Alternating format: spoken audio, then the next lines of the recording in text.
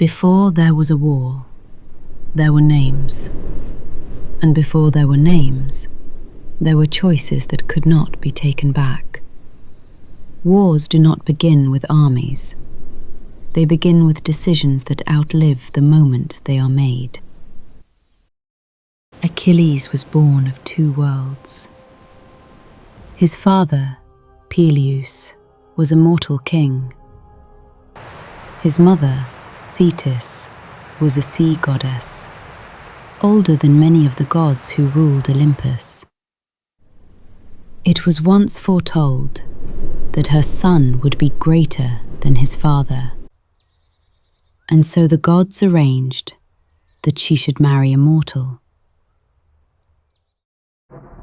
so that no god would be overthrown by his own child. From that union came Achilles, swift, fierce, and brilliant, destined for a life remembered longer than it was lived. Some said his mother tried to make him more than mortal. They said she carried him to a sacred river, and that its waters would not let death take him, all but the place where her hand had been. But Homer's Achilles did bleed. He suffered, and he would die, like any other man who went to war. Whether this is memory or legend, no one can say.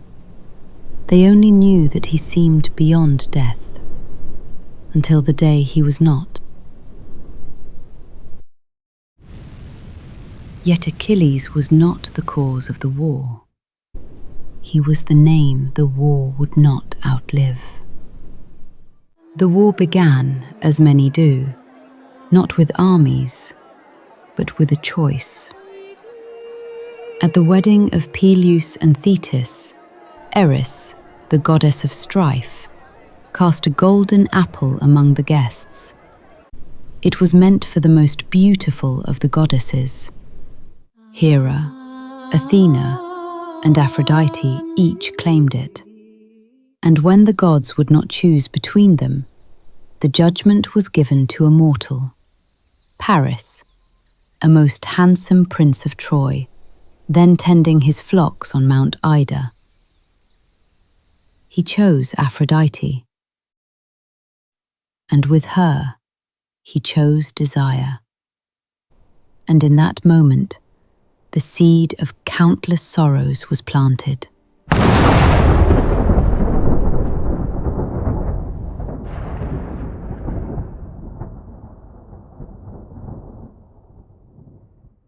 Aphrodite's gift was Helen, the most beautiful woman in the world. The wife of Menelaus of Sparta, brother of Agamemnon, lord of the Achaean host.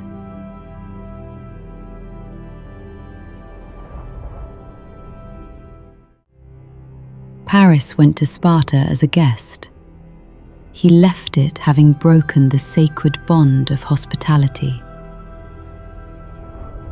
Helen went with him to Troy, and with her went the fragile peace between kingdoms.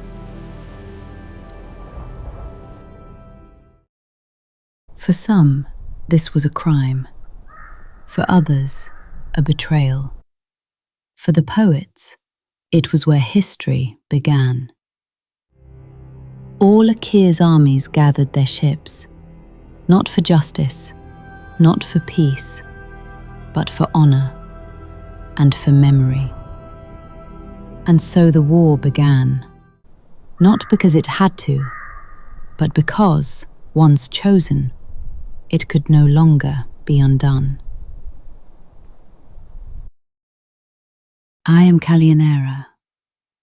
I will walk with you through these accounts and remember what was never meant to be lost.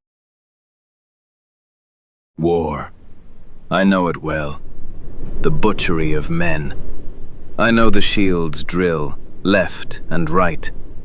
I know how to charge with plunging horses, and how to stand and fight to the end, in the war god's deadly dance.